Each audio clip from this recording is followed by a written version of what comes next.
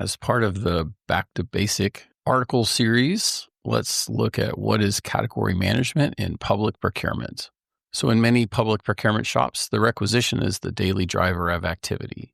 The production line is humming and customers are getting what they need. But have we left opportunity on the table in that model? Is there more opportunity to capture if we step back and consider all of the spend in a particular market segment? Whether that spend is via standing contracts, RFPs, sole source, P cards, or some other version for your entity. By responding only to the immediate need, we may be undercutting the opportunity to drive economies of scale and missing the opportunities to create maximum benefit for our organization with procurement in the role of a strategic advisor. So what is category management? Instead of buying items or services, one sourcing event at a time, procurement teams can designate certain categories from office supplies to food to IT as strategic and manage those with more comprehensive strategies. The goal is to improve cost, quality, and supplier performance by understanding the market and acting to maximize the overall value. By reviewing all of the categories spend together and assessing how our contracts and sourcing methods deliver a combined outcome, we align procurement to the strategic need. We also allow buyers to develop specialized knowledge and strategies custom to that category and negotiate with the force of our full spend. So this is the essence of category management. So let's take an example. Food is a pretty classic example. Consider all the ways a public entity might buy food: prime contracts, catering, allowable expenditures on P cards. There are many other examples. So that's the way that we source. Now consider the three main buyers of food in most public entities like a state or a municipality. That's typically going to be healthcare, education, and corrections. Well, we've learned food means entirely different things to each one of those entities. And a single contract for food might serve one, but drive the others to seek exceptions or go off contracts. It's important to note that each one of those departments that is going to be sending a requisition for a particular need is not necessarily going to request a comprehensive strategy. They need the items for their moment and their mission. Only procurement has the span of view across all these needs. So if there's going to be a category strategy, procurement must be the initiator.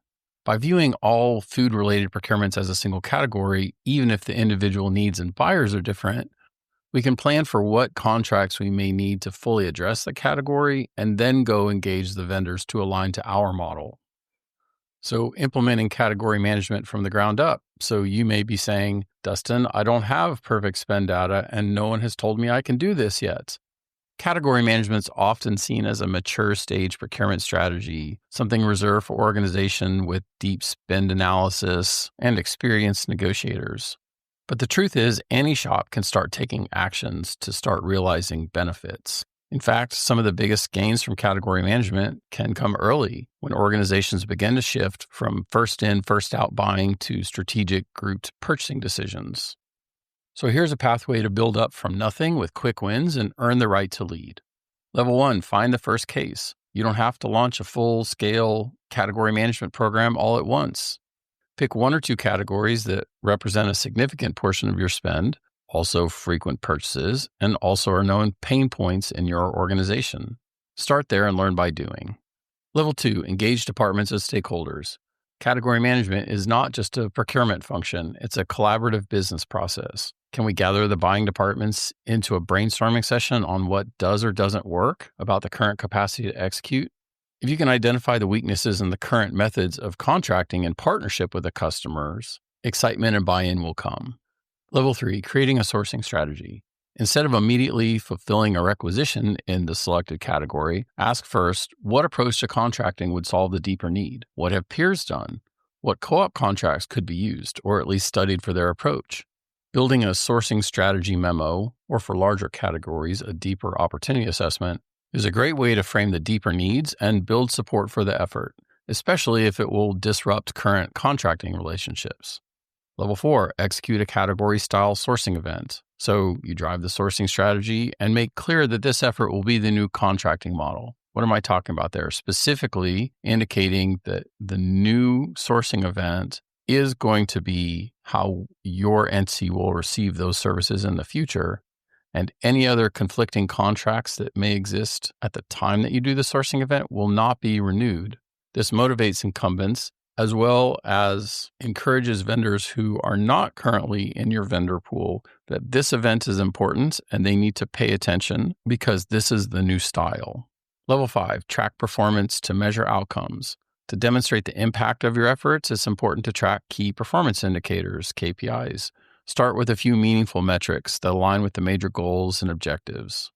This is things like spend under contract, how much of the spend in the category is on contracts that you established and therefore strategically managed. Cost savings or cost avoidance, which is its whole own topic for an article in the future.